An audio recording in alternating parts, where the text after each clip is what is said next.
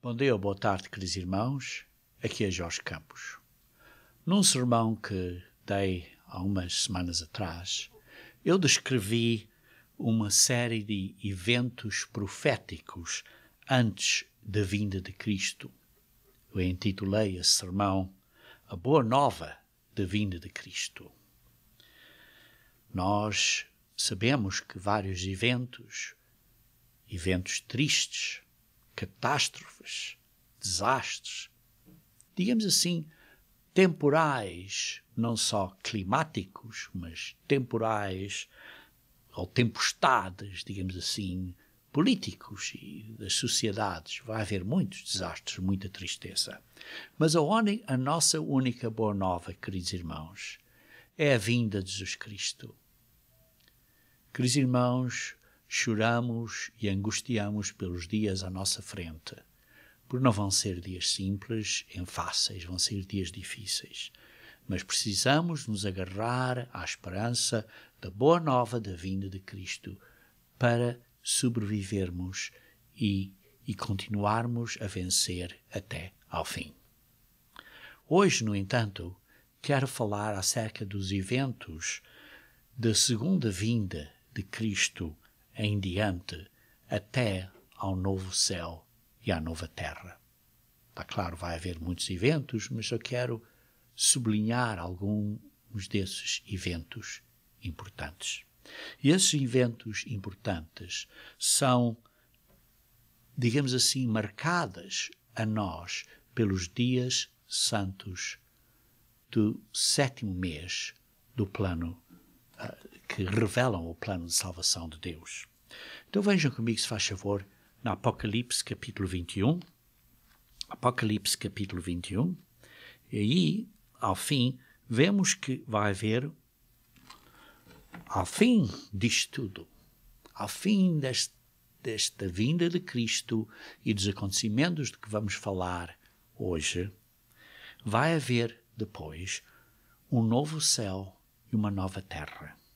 Pois o primeiro céu e a primeira terra passaram e o mar já não existe. Isso é o que lemos em Apocalipse 21, versículo 1. Mas hoje queremos ver as coisas que vão acontecer antes disso. Da vinda de Cristo até esse acontecimento. E como sabemos, em Colossenses capítulo 2, vejam comigo se faz favor, em Colossenses capítulo 2, estando a falar de assuntos para não julgarmos como é que as pessoas comem ou não comem nos dias santos e como observam os dias santos, diz assim, Colossenses capítulo 2, versículo 16, diz assim, ninguém vos julgue vocês como cristãos na Igreja de Deus, ninguém julgue por causa de comida, bebida ou dos dias de festa, do dia de festa ou da lua nova, que o dia da festa que é iniciado com a lua nova é o dia das trombetas, ou dos sábados semanais e anuais. Porque tudo isso tem sido sombra e é sombra de coisas que haviam de vir e que hão de vir.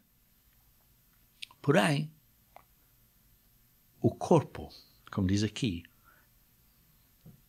de Cristo, o verbo está em itálico, quer dizer que não está no original manuscritos, e por isso ninguém vos julga acerca destes assuntos, porém o corpo de Cristo é que vos julga. Mas o ponto que eu quero sublinhar aqui hoje é que os dias santos são sombras de coisas por vir. E os dias santos, como sabemos, são basicamente em duas fases. Representam a primeira fase, que é a primeira vinda de Cristo, e a segunda fase, que é a segunda vinda de Cristo. Vejam comigo, se faz favor, em Levítico 23. Levítico 23. E diz assim no versículo 4. Diz assim, são estas as festas fixas do Senhor, as santas convocações. Isto é, as santas chamadas para nós nos convocarmos e são santas. E por isso nós não temos direito de dizer, olha, não me vou convocar neste dia, não me vou convocar nos dias santos de Deus. A nossa responsabilidade é de obedecermos e ouvirmos o que Deus diz e nos congregarmos nesses dias, conforme temos possibilidades. Mas essas santas convenções, nas festas fixas, que são proclamadas pelos ministros, pelos sacerdotes, aqui no Antigo Testamento, no seu tempo determinado. Isto é, na sua estação determinada, no seu período. E por isso há certas dias de festas, ao início do ano, que são baseadas no primeiro mês do ano. E essas festas representam a primeira fase do plano de salvação, que são a Páscoa, que são os Paisasmos e o dia de Pentecostes, que são todos baseados do primeiro mês do ano, e representa a Páscoa, o sacrifício de Jesus Cristo, os Paisasmos, o nosso compromisso de obedecermos, vivermos de acordo com as leis de Deus, sem ter pecado, e o dia de Pentecostes representa a ajuda que Deus nos dá pelo seu Espírito Santo para podermos obedecer e viver este caminho, o caminho da vida. E por isto esta primeira fase, digamos assim, do plano de salvação, que representa a primeira vinda de Cristo, que representa a nossa mudança individual, o nosso compromisso individual que devemos de fazer. Enquanto que a segunda fase do plano de salvação, que são baseados nos 4 últimos dias santos que acontecem no 7º mês, esses que se representam o dia das trombetas, o dia da expiação, a festa de tabernáculos e o último grande dia, o 8º dia. E por isso hoje, queridos irmãos, vamos ver esses eventos ou esses acontecimentos à volta, que se seguem à volta da segunda vinda de Cristo e que seguem daí adiante, que são eventos baseados nos dias santos do 7º mês e que começam, como dizemos, o primeiro desses, que é o 4º dia santo dos 7, que é o dia das trombetas. Vejam em Levítico 23, versículo 23 a 25, que diz assim, assim disse mais o Senhor a Moisés: fala aos filhos de Israel, dizendo, no mês 7º, ao 1º do mês, tereis descanso solene, memorial, com sonidos de trombetas, santa convocação. O dia das trombetas, o dia das trombetas. E como sabemos, e como ouvimos no sermão passado que dei acerca da boa nova da vinda de Cristo, descrevemos essas 7 trombetas, essa parte do livro do Apocalipse, e vimos que a primeira ressurreição será durante o período da última trombeta, que é simbolizada por este dia das trombetas, que, está claro, representa as 7 trombetas, mas particularmente estamos aqui a sublinhar hoje a 7ª trombeta, que representa a vinda de Jesus Cristo, a segunda vinda de Jesus Cristo. Vejam comigo, se faz favor, em 1 Coríntios, capítulo 15, 1 Coríntios, capítulo 15,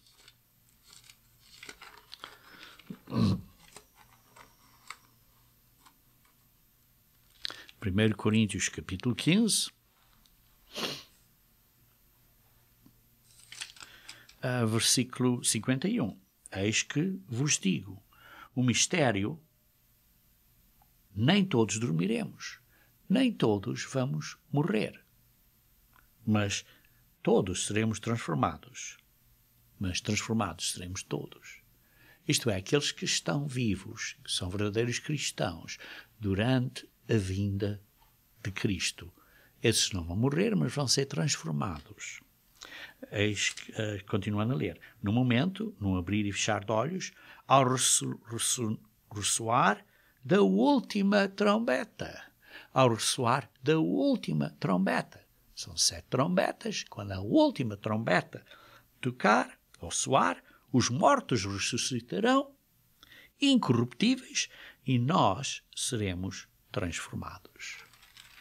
Versículo 53. Porque é necessário que este corpo, corruptível, de carne e sangue, este corpo corruptível, humano que nós temos, se reviste da incorruptibilidade. E o corpo mortal, que é este corpo, que é o corpo mortal, que morre, se reviste da imortalidade, de um corpo que não vai morrer. E, por isso é uma transformação deste corpo mortal para um corpo imortal, deste corpo que tem corrupção para um corpo que não seja corruptível. Versículo 54. E quando este corpo corruptível se revestir da incorruptibilidade e o que é mortal se revestir da imortalidade, então se cumprirá a palavra que está escrita: tragada foi a morte pela vitória. Porque nesse momento os mortos vão viver eternamente, vão ressuscitar e viver eternamente os mortos que estavam a viver na vida como discípulos de Jesus Cristo. Vejam também como 1 Tessalonicenses capítulo 4 descreve esta ressurreição. 1 Tessalonicenses capítulo 4, versículos 16 a 17, que diz assim: porquanto o Senhor mesmo, dada a sua palavra de ordem, ouvida a voz do arcanjo e ressoada a trombeta, e como vimos é a última trombeta, a 7ª trombeta de Deus, descerá dos céus, e os mortos em Cristo ressuscitarão primeiro.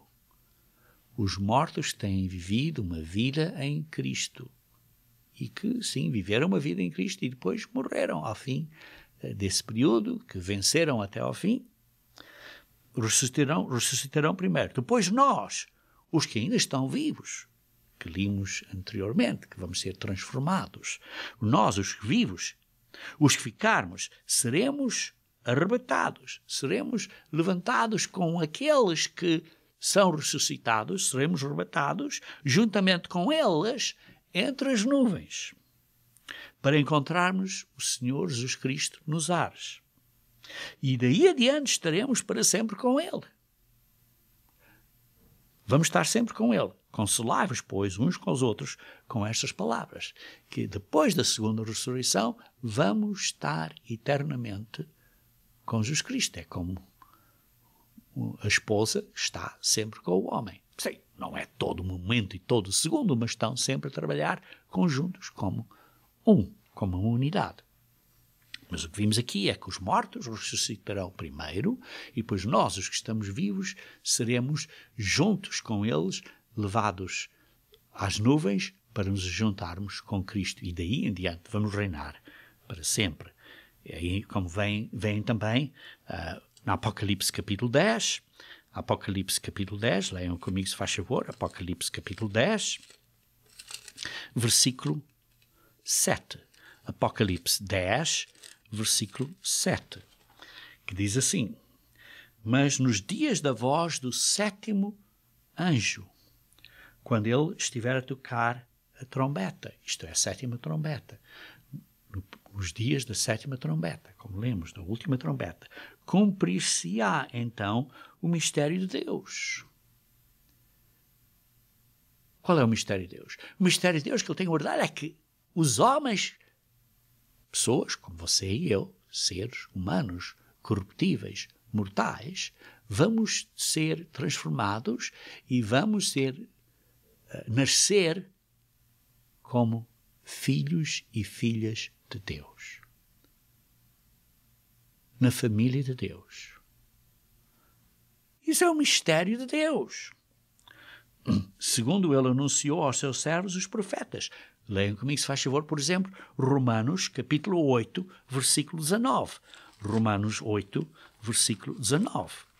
Vimos aqui Romanos 8, versículo 19, que diz assim: a ardente expectativa da criação aguarda a revelação dos filhos de Deus. A grande expectativa de toda a criação. Isto quer dizer que inclui os anjos, porque foram criados. Toda a expectativa da criação aguarda a revelação dos filhos de Deus. Queridos irmãos, este é o grande mistério de Deus. Vai ser revelado à vinda de Cristo. Este vai ser, digamos assim, o primeiro, digamos assim, evento de sublinhar a vinda de Cristo, é a ressurreição dos mortos. Vejam, por exemplo, também em Apocalipse, capítulo 11. Apocalipse, capítulo 11, versículo 15 a 18.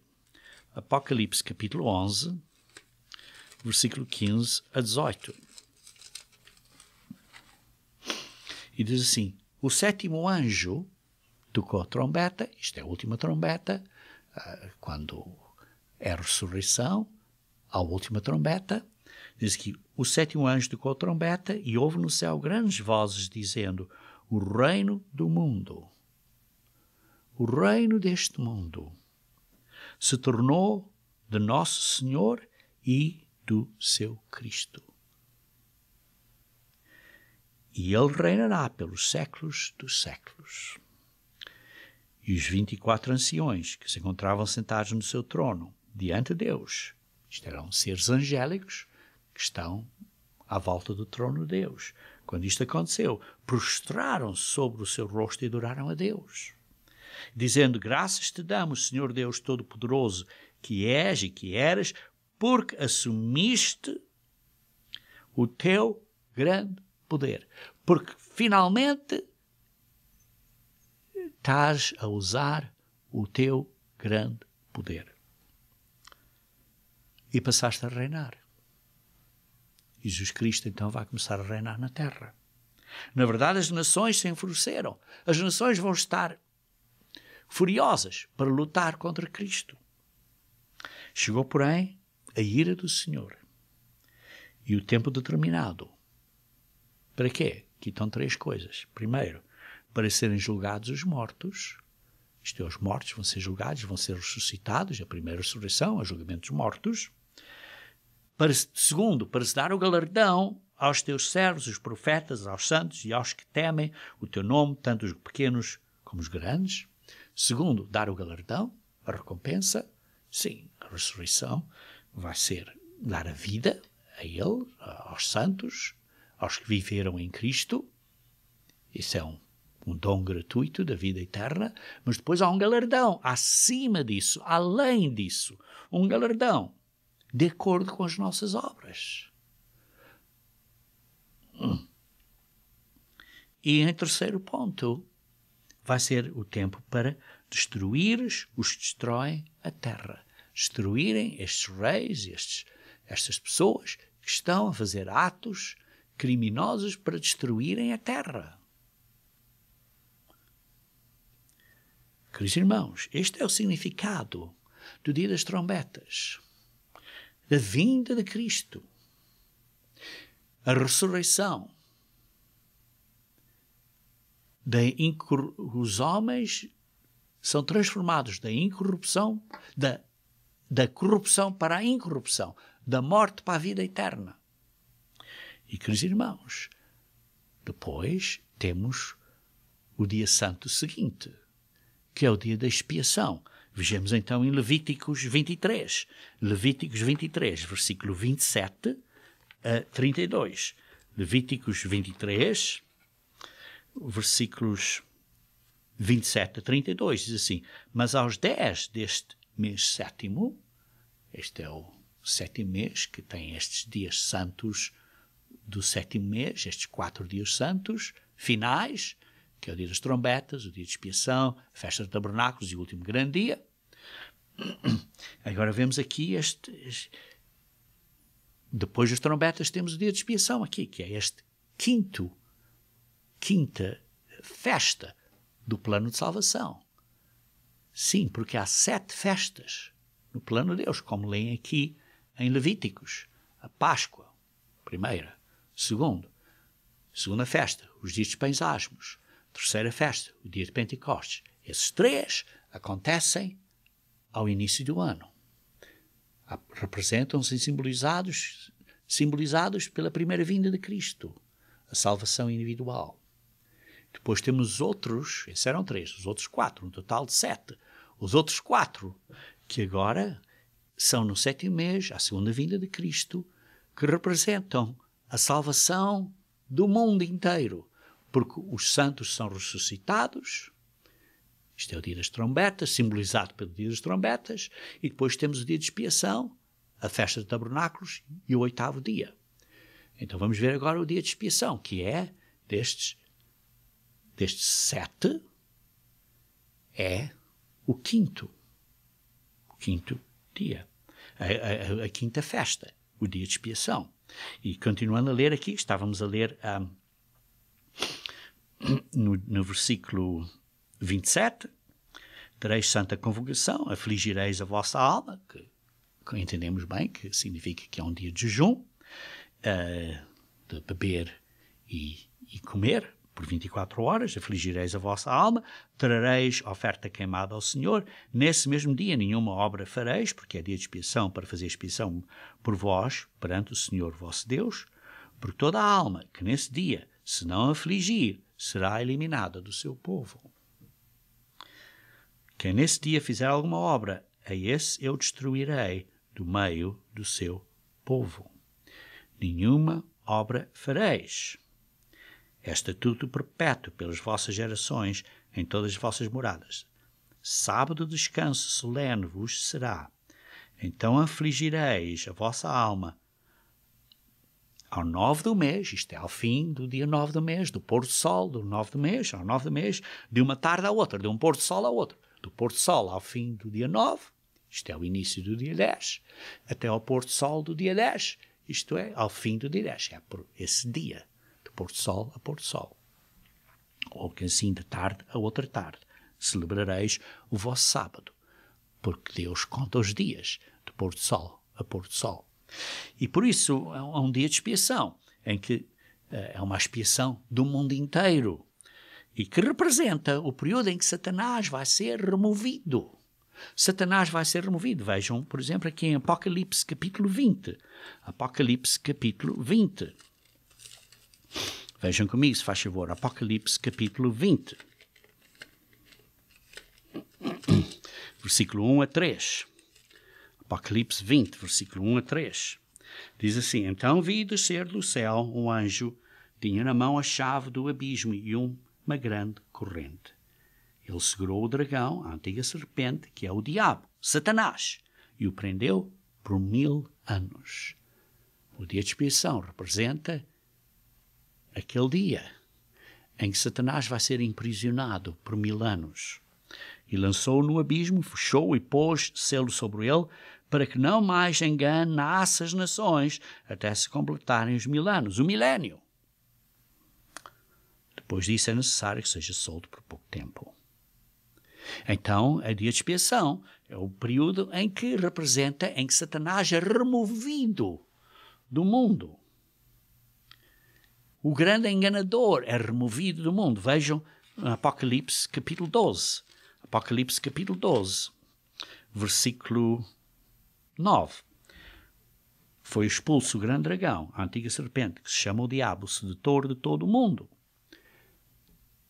e foi atirado para a terra. Ora, este evento que está a falar aqui é um bocadinho antes da vinda de Cristo, uns anos antes da vinda de Cristo. Isto é quando Satanás vai iniciar a grande tribulação, mas o que eu quero sublinhar aqui é que Satanás é o sedutor de todo o mundo.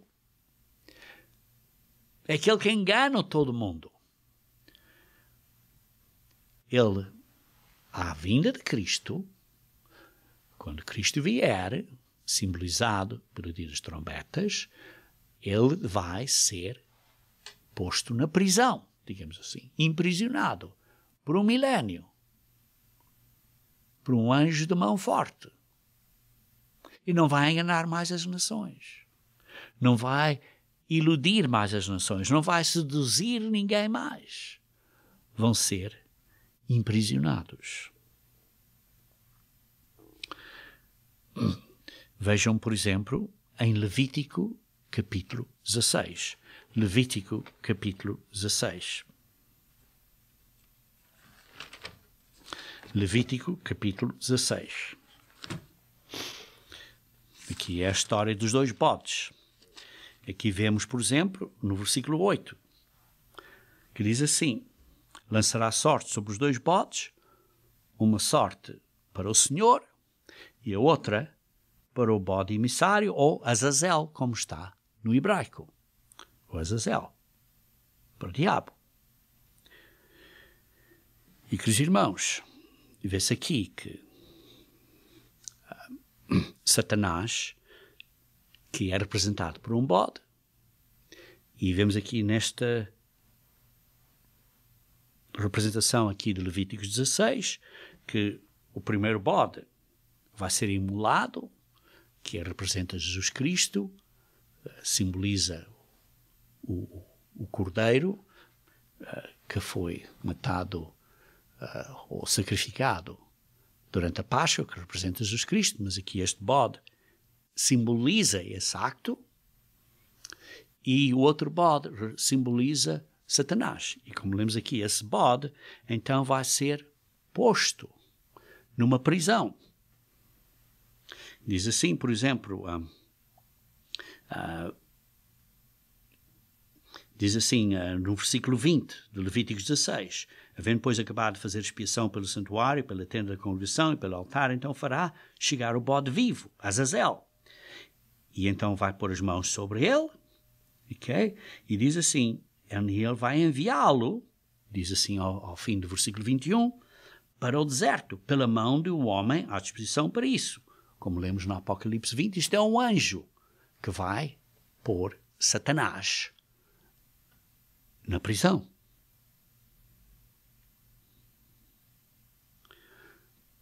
E por isso vai ser imprisionado, o enganador do mundo. Então, quando isso acontece nesse dia de expiação, que é o dia 10 do 7º mês, vejam aqui então em Levíticos capítulo 25. Levíticos 25.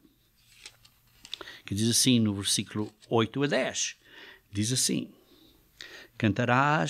contarás 7 sábados de anos, e 7 vezes 7 anos, de maneira que os dias das 7 semanas de anos serão 49 anos, e então no mês 7º, ao 10 do mês, é o dia de expiação, no 7º mês, ao 10 do mês, farás passar a trombeta vibrante. Quando?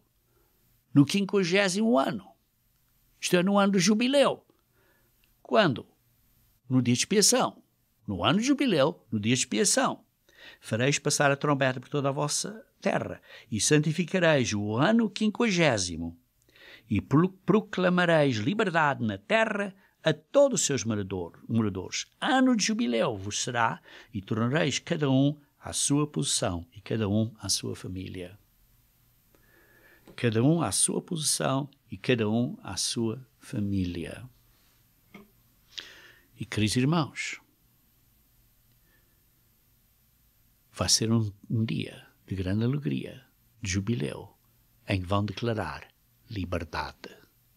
E a vinda de Cristo, depois de Satanás ser imprisionado, será, digamos assim, o dia do jubileu, porque vai haver liberdade e paz mundial, porque o enganador foi imprisionado. O enganador foi imprisionado. E por isso vai haver uma declaração de paz mundial. Proclamar liberdade na terra a todos os seus moradores. E por isso vemos, queridos irmãos, este 4º dia de festa, que é o dia das trombetas, que representa a vinda de Cristo, o 5º, que é a expiação, que representa Satanás ser imprisionado, e liberdade mundial, porque o enganador está imprisionado. E por isso agora podemos começar com o próximo dia de festa, que é o 6º, que é a festa das trombetas, que representa o milénio, que representa o reino milenial de Jesus Cristo na terra, a trazer paz para a terra. Vejam então aqui em Levíticos 23, Levítico 23, versículo 33. Disse mais o Senhor a Moisés, fala aos filhos de Israel, dizendo, aos 15 dias deste mês 7º será a festa dos tabernáculos, ao Senhor por 7 dias. Ao primeiro dia haverá a santa convocação, isto é um dia santo, o primeiro dia da festa dos tabernáculos, e nenhuma obra servil fareis. 7 dias ofereceis ofertas queimadas ao Senhor. A festa dos tabernáculos é por 7 dias, o primeiro dia é um dia santo, e observamos a festa dos tabernáculos por 7 dias. Sim, há um 8º dia, que vamos falar daqui a pouco, porque é um outro dia santo, é outra festa, embora seja uma atrás da outra, mas é outra festa, e vamos falar mais daqui a pouco. Mas deixemos então falar agora acerca do simbolismo desta festa dos tabernáculos, que é o simbolismo do milénio, do reino milenial de Jesus Cristo. Vejam aqui em Apocalipse, capítulo 20. Apocalipse, capítulo 20, versículo 4. Apocalipse, capítulo 20, versículo 4. Vi também tronos, e nestes sentaram-se aqueles aos quais foi dada a autoridade de julgar. Quem são esses? São os santos ressuscitados, que vão julgar com Jesus Cristo, como reis debaixo do Rei dos Reis e como senhores debaixo do Senhor dos Senhores. E diz assim, os quais foi dada a autoridade de julgar. Vi ainda as almas dos decapitados por causa do testemunho de Jesus Cristo, bem como por causa da palavra de Deus. Isto é, muitos cristãos sofreram, tantos quantos não adoraram a besta, nem tampouco a sua imagem, não receberam marca na fronte e na mão. Isto são pessoas que não observaram a marca da besta. Isto é, que não, uma vez que se tenham arrependido, que não continuaram a, por exemplo, a guardar o domingo, mas que se submeteram e estão agora a guardar o sábado. E em vez de guardar os dias feriados do mundo pagão, estão agora a guardar os dias santos de Deus. E por isso essas pessoas que estão agora a servir a Deus vão viver e reinar com Cristo, como diz aqui, por 1000 anos, durante o milénio. Vão viver e reinar com Cristo durante o milénio. Esta é a primeira ressurreição, como diz aqui no versículo 5. Versículo 6, bem-aventurado e santo é aquele que tem parte na primeira ressurreição. Porquê? Porque ele tem parte na primeira ressurreição. A ressurreição é uma ressurreição melhor, porque é uma ressurreição para um ser espiritual. Da mortalidade para a imortalidade. Da corrupção para a incorrupção. É uma ressurreição melhor. E por isso é que diz, bem-aventurado e santo é aquele que tem parte na primeira ressurreição. Sobre esta segunda morte não tem autoridade. Porquê? Porque a primeira ressurreição é uma ressurreição para a imortalidade. Diz assim, a segunda morte não tem autoridade sobre eles. Pelo contrário, serão sacerdotes de Deus e de Cristo e reinarão com ele durante o milénio e depois também, como veremos, como se vê noutras escrituras. Por isso, queridos irmãos, vemos aqui o significado da festa de tabernáculos por 7 dias, que representa o milénio, que representa o período em que vamos reinar neste período milenial. Que Deus queira que eu e você estejamos lá. Vejam algumas escrituras aqui acerca deste milénio, por exemplo, Isaías capítulo 11, Isaías capítulo 11, versículo 11 a 13. Vejamos aqui Isaías 11, e há muitas outras escrituras acerca do milénio, que não vou agora estar a ler todas, vocês podem ler muitas mais, acerca do reino milenial, mas aqui no versículo 11 a 13 do capítulo 11 de Isaías, dizem que naquele dia o Senhor tornará a estender a mão para resgatar o resto do seu povo, o restante do seu povo, que for deixado da Assíria, do Egito, de Patros, da Etiópia, de Ilão, de Sinar, de Amate e das terras do mar. E levantará um estandarte para as nações, ajuntará os desterrados de Israel e os dispersos de Judá. Duas entidades diferentes, Israel e Judá. Judá é os judeus, Israel são as outras nações israelitas. E recolherá desde os 4, e os recolherá desde os 4 confins da terra. E por isso vê-se aí que esses vão ser recolhidos, afastar-se-á a inveja de Efraim e os adversários de Judá serão eliminados.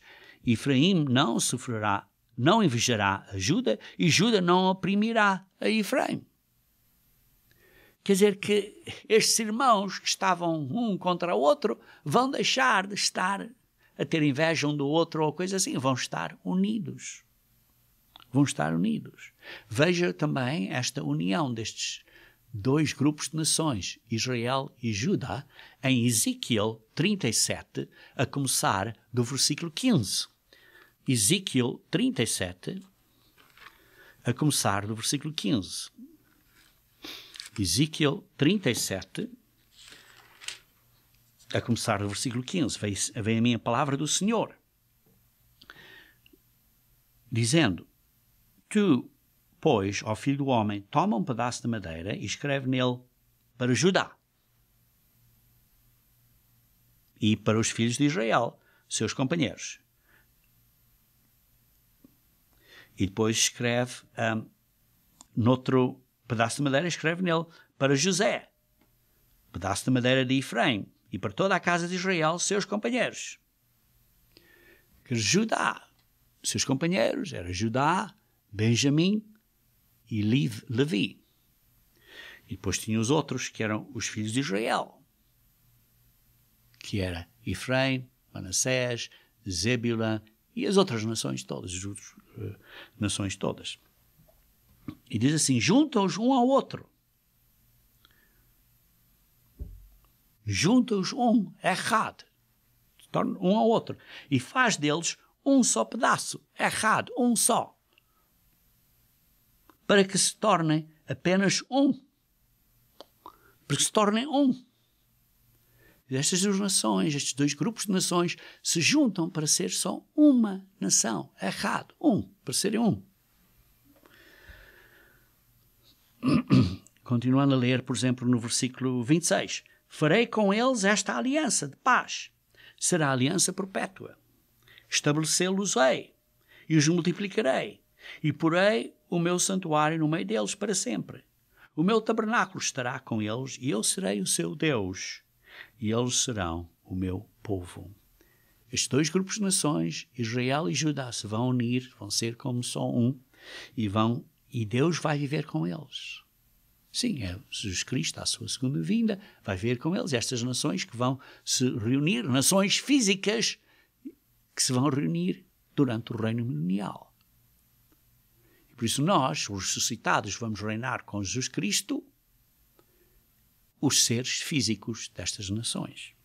E diz assim, versículo 28, as nações saberão que eu sou o Senhor, que santifica, isto é, as outras nações, não israelitas, os gentios, vão reconhecer, vão saber que eu sou o Senhor que santifica Israel, quando o meu santuário estiver para sempre no meio deles.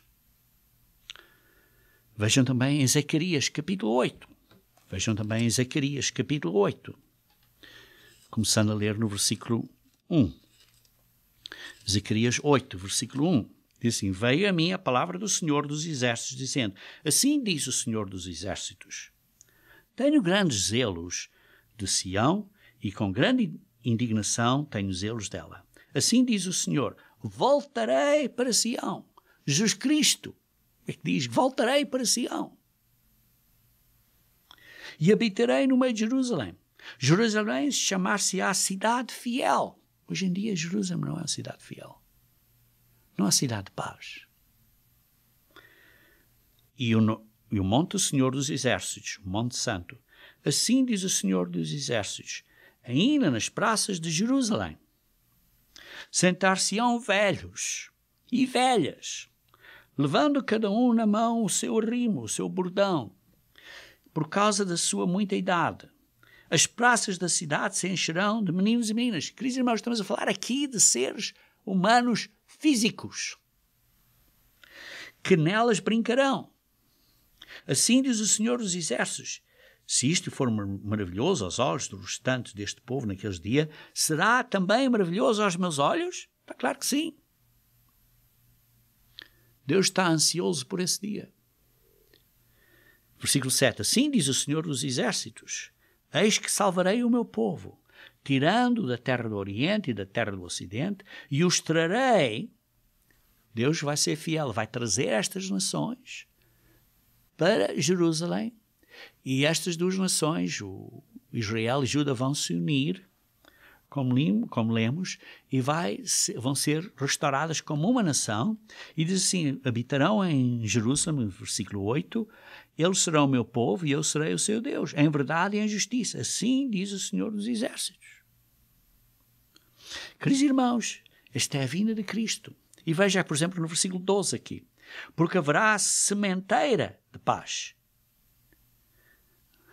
Vão pôr sementes de paz, vai crescer paz, paz mundial. Vai haver paz mundial no reino milenial aqui na terra. A vida dará o seu fruto, a terra, a sua novidade, e os céus, o seu orvalho, e farei que o resto deste povo herde tudo. E há de acontecer, ó casa de Judá, ó casa de Israel, que assim como fostes maldição entre as nações, assim vos salvarei e sereis benção. Não temais, sejam fortes as vossas mãos. Vocês, estas nações, vão ser uma benção para as outras nações. Veja assim, no versículo 16 também. Eis as coisas que deveis de fazer. O que é que vocês vão ter que fazer nesse reino milenial? Falar a verdade, cada um, com o seu próximo. Executar juízo nas vossas portas, segundo a verdade, em favor da paz. Vão seguir a verdade e vai haver paz. Vai haver paz na terra. Vejam também o que é que então vai acontecer. A paz nestas nações vieram do mundo inteiro, vieram de volta para a área de Jerusalém. Há paz aí, quer dizer que não precisam de tropas, de exércitos, de metralhadoras e de tanques. Não há muros de defesa. Pessoas que vivem em paz, em liberdade. Os homens idosos estão no meio da cidade, as criancinhas a brincar, sem terrorismo, sem dificuldades, em paz em Jerusalém. Mas Gog e Magog vão ter pensamentos errados e vão ter inveja. Vejam aqui em Ezequiel 38. Ezequiel 38. Veio a mim a palavra do Senhor dizendo: Filho do homem, volta o rosto contra Gog, na terra de Magog, príncipe de Rosh, de Meseque e Tubal, profetiza contra ele. E diz: Assim diz o Senhor Deus: Eis que eu sou contra ti, ó Gog, príncipe de Rosh, de Meseque e de Tubal. Está aqui nações, durante o milénio, não sei quantos anos, 20 anos, 50 anos, alguns anos no início desse milénio, vai haver paz em Jerusalém, não vai haver armas, não vai haver tanques, não vai haver muros.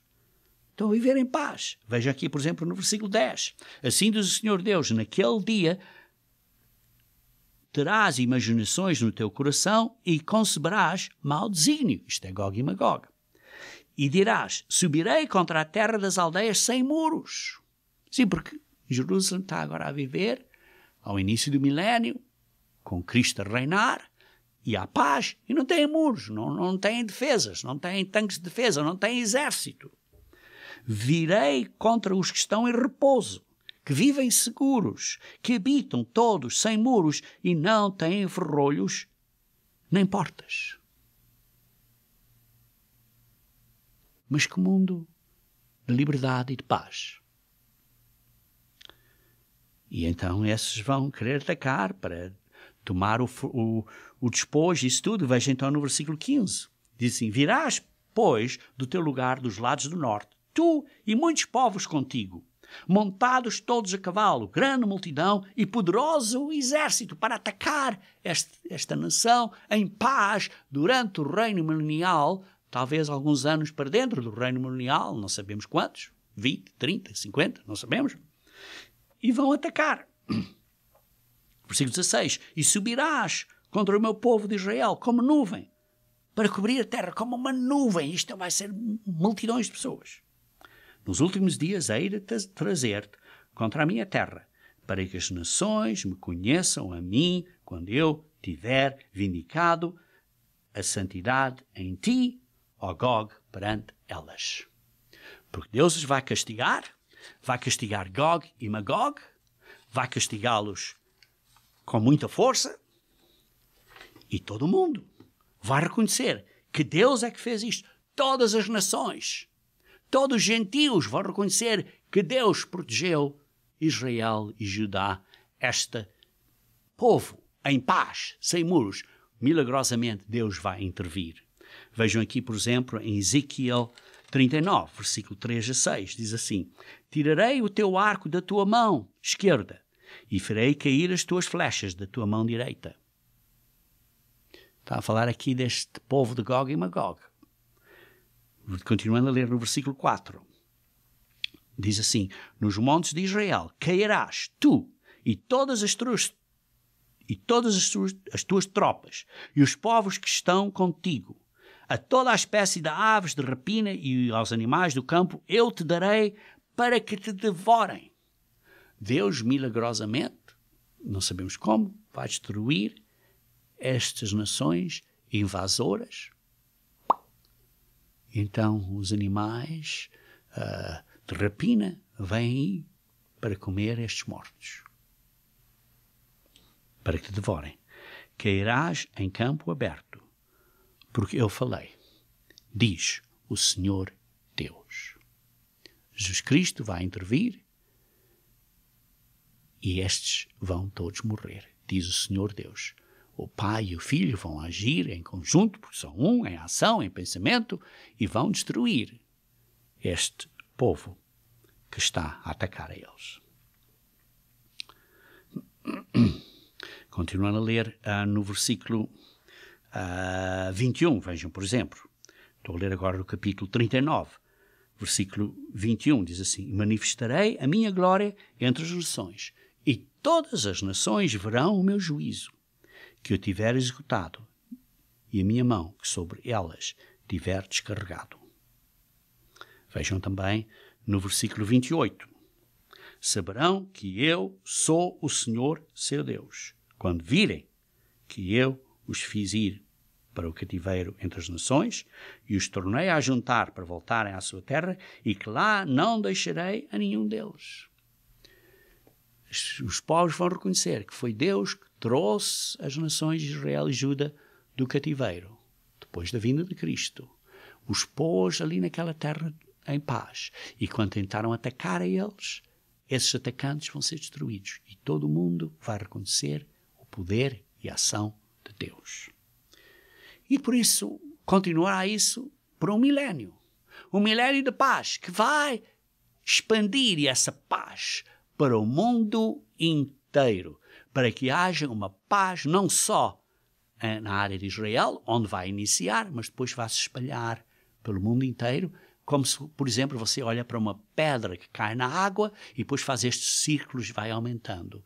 Esta paz se espalhará pelo mundo inteiro, começando de Israel para o mundo inteiro. E por isso, queridos irmãos, todo mundo vai saber que Deus é Deus. E depois, então, ao fim do milénio, temos o 8º dia. Vejam comigo, se faz favor, em Levítico 23. Voltando a Levítico 23, onde estávamos a ler há pouco, no versículo 36. Depois de lermos acerca dos 7 dias do milénio, diz: ao 8º dia. Levítico 23, versículo 36. Ao 8º dia tereis santa convocação e ofereceis ofertas queimadas ao Senhor. É reunião solene, nenhuma obra servil fareis. É reunião solene, etzerá, uma cerimónia especial. E então aí vai ter um outro significado adicional. Porque esse é o dia de juízo. O 8º dia, o dia do juízo. O 8º dia, vejam aqui, por exemplo, em João capítulo 7. João capítulo 7, versículo 37. João 7, 37. João 7, 37. Diz assim: no último dia, o grande dia da festa. Esse é o 8º dia.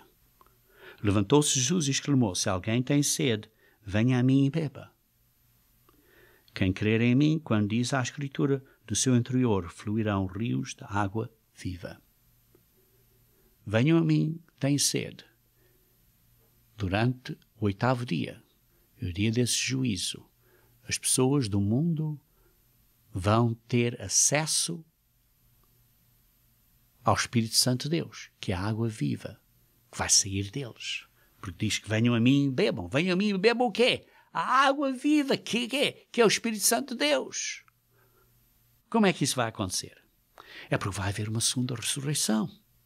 É que vai haver uma segunda ressurreição. Vejam aqui em Apocalipse capítulo 20. Apocalipse capítulo 20. Onde estávamos há pouco. Lê-se aqui no versículo 5. Diz assim: os restantes dos mortos não reviveram até que se completassem os 1000 anos. Os restos mortos foram só ressuscitados depois do milénio, depois da terra inteira ser transformada num paraíso durante o milénio. Então esses mortos, milhões e bilhões de pessoas vão ser ressuscitadas e vão estar no paraíso, que é a terra, que foi feito um paraíso durante o milénio. E vão ressuscitar para este paraíso, que é a terra. Essa é a segunda ressurreição, o que nós chamamos a segunda ressurreição, depois do milénio. Vejam também aqui no versículo 11. No versículo 11 do capítulo 20 do Apocalipse. Vi um grande trono branco, e aquele que se senta, que nele se assenta, de cuja presença fugiram a terra e o céu, e não se achou lugar para eles. Vi também os mortos. As pessoas estavam mortas. Os grandes e pequenos, pessoas importantes e pessoas não importantes. Vi os mortos, postos em pé. Como é que os mortos se podem pôr em pé? É porque se ressuscitaram. Foram ressuscitados. Esta é a segunda ressurreição depois do milénio. Diante do trono. Então se abriram os livros. Estes livros, a Bíblia. Ainda outro livro depois foi aberto, que é o livro da vida. E eles então, diz assim, foi aberto. E os mortos foram julgados. E viveram durante o período, possivelmente 100 anos. E então vieram a ter conhecimento do que é bom e do que é mau, de ter conhecimento do verdadeiro Jesus Cristo, tiveram que se arrepender, tiveram que ser batizados, tiveram que receber o Espírito Santo após o batismo, pela imposição das mãos, e depois disso começaram a viver uma vida de acordo com a chamada, uma vida de arrependimento, de vencimento contra a fraqueza da carne deles, e vencer e arrepender e perdoar as pessoas que fizeram mal. E tem então a única oportunidade que nunca tiveram durante a vida no mundo do passado. Vão ter a sua primeira oportunidade. Porque, ao fim de contas, Deus tem um plano para salvar toda a humanidade. Até as criancinhas que morreram quando eram bebés e que nunca tiveram uma única esperança vão ser ressuscitadas e vão crescer e vão aprender a verdade e ter a oportunidade de se arrepender. E aqueles pais, coitados, que viram os seus filhos e filhas pequeninas e nenés morreram, vão estar alegres a ver esses nenés que pensaram que nunca os veriam de novo. Vão crescer com eles, vão educá-los no caminho da verdade e vão ter a oportunidade de se arrependerem. E vão ter a oportunidade de aprender a verdade de Deus. E vão ter a oportunidade de ser batizados. E de receber o Espírito Santo de Deus pela imposição das mãos. E de vencer as fraquezas da carne. Para quê? Para que, ao fim, poderem receber o livro da vida. Para o nome deles ser escrito no livro da vida. Isto é, para terem a vida eterna. Para terem a vida eterna. Queridos irmãos, isto é o que lemos em Mateus capítulo 11. Sim, e também em Mateus 12, mas vejamos só, simplesmente, em Mateus capítulo 11. Vejam comigo, se faz favor, no versículo 20 a 24. Mateus 11, versículo 20 a 24. Diz assim: passou então Jesus a increpar as cidades nas quais ele operara numerosos milagres pelo facto de não se terem arrependido. E disse: ai de ti, Corazim! Ai de ti, Betsaída! Porque se em Tiro e em Sidom se tivessem operado os milagres que em vós se fizeram, há muito que elas se teriam arrependido com pano de cinza.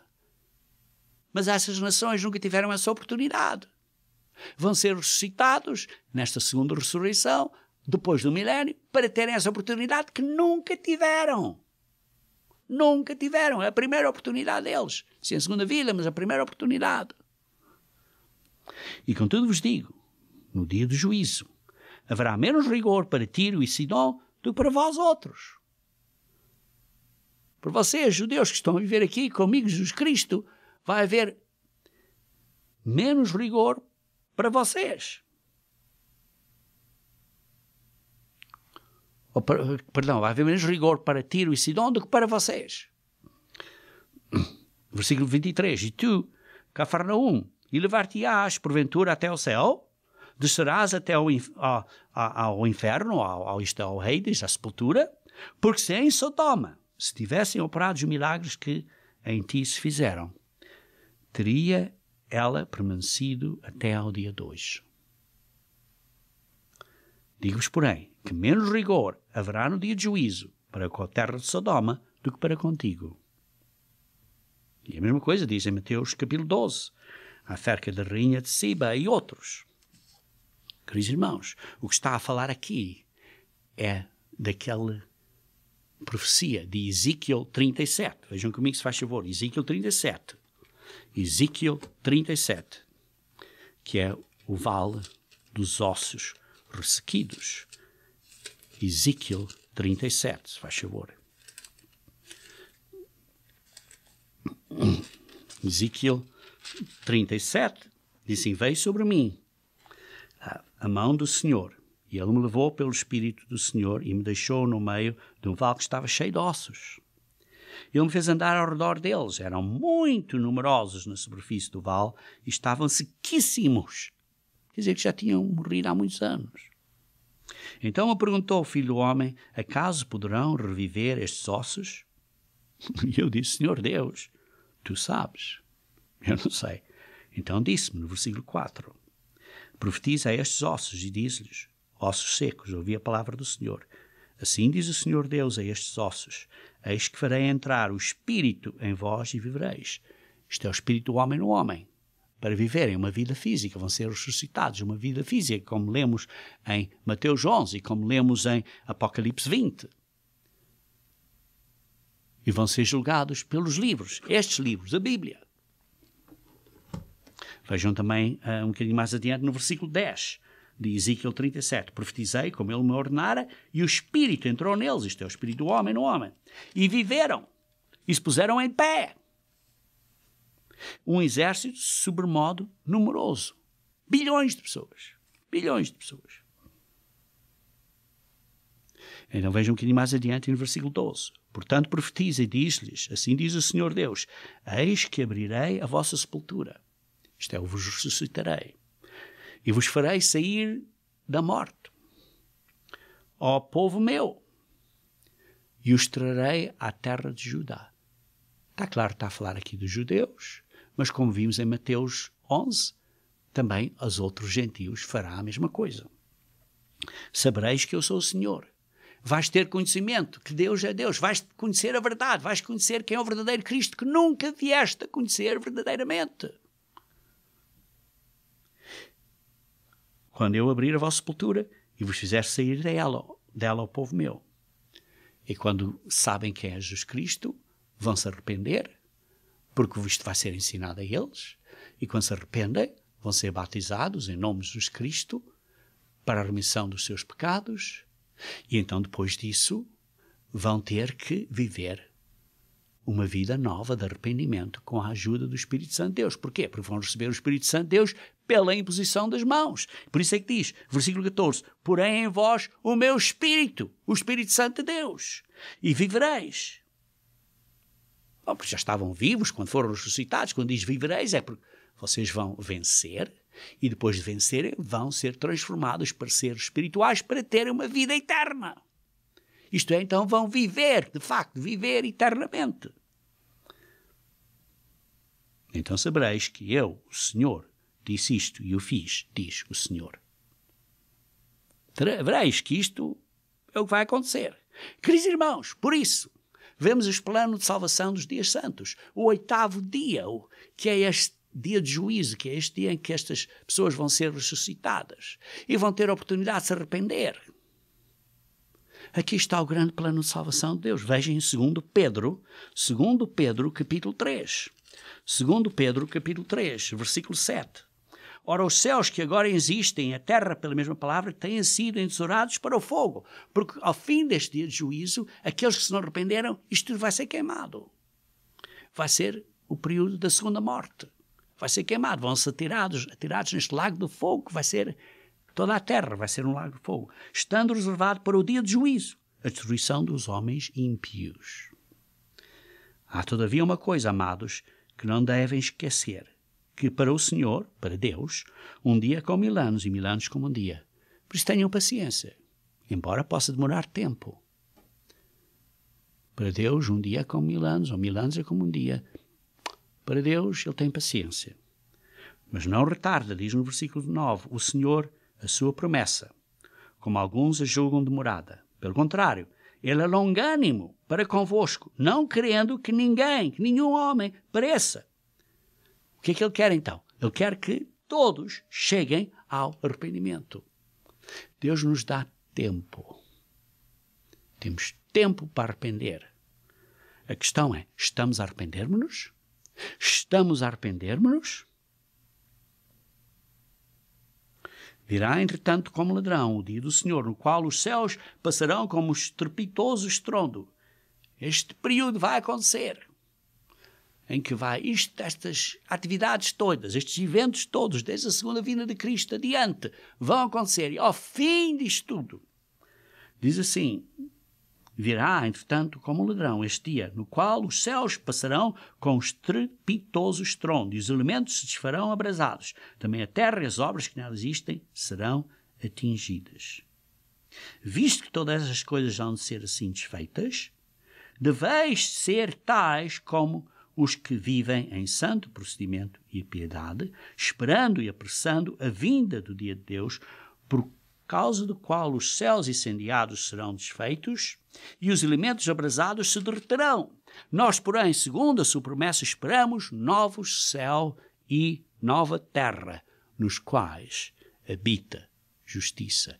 Este último dia representa esta segunda ressurreição. Ao fim da segunda ressurreição representa também isto tudo ser queimado e representa também a nova esperança dos novos céus e da nova terra.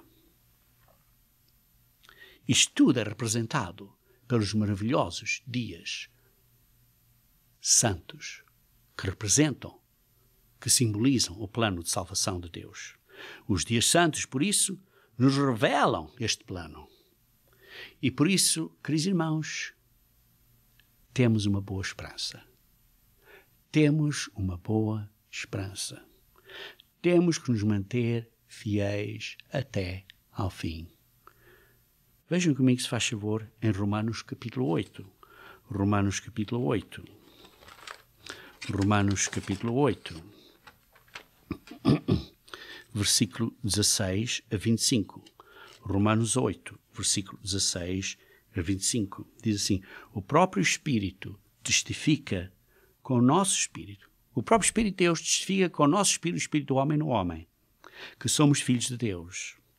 Ora, se somos filhos, sim, ainda não nascemos como vamos vir a ser, mas somos filhos, somos gerados, somos herdeiros, herdeiros de Deus. Vamos herdar a glória de Deus, na família de Deus, no reino de Deus. E co-herdeiros com Cristo. Se com Ele sofremos, também com Ele seremos glorificados. Porque para mim tenho por certo, tenho a certeza, que os sofrimentos e angústias que você e eu, nós sofremos neste tempo presente, não podem ser comparados com a glória que vai ser revelada a nós. Queridos irmãos, esta é a nossa esperança. A ardente expectativa da criação aguarda a revelação dos filhos de Deus. Queridos irmãos, esta é essa nossa expectativa. Pois a criação está sujeita à vaidade, não voluntariamente, mas por causa daquele que a sujeitou, por causa desta esperança que temos. Na esperança de que a própria criação será redimida deste cativeiro, que nós vamos ser redimidos deste cativeiro, da corrupção, para a liberdade da glória dos filhos de Deus. Isto é a nossa esperança, irmãos. Vamos ser comprados de volta quando formos ressuscitados como seres espirituais. E esta glória não tem comparação com os sofrimentos que vivemos hoje em dia. Porque sabemos, versículo 22, que toda a criação, a um só tempo, geme e suporta angústias até agora. Todos nós temos angústias, irmãos.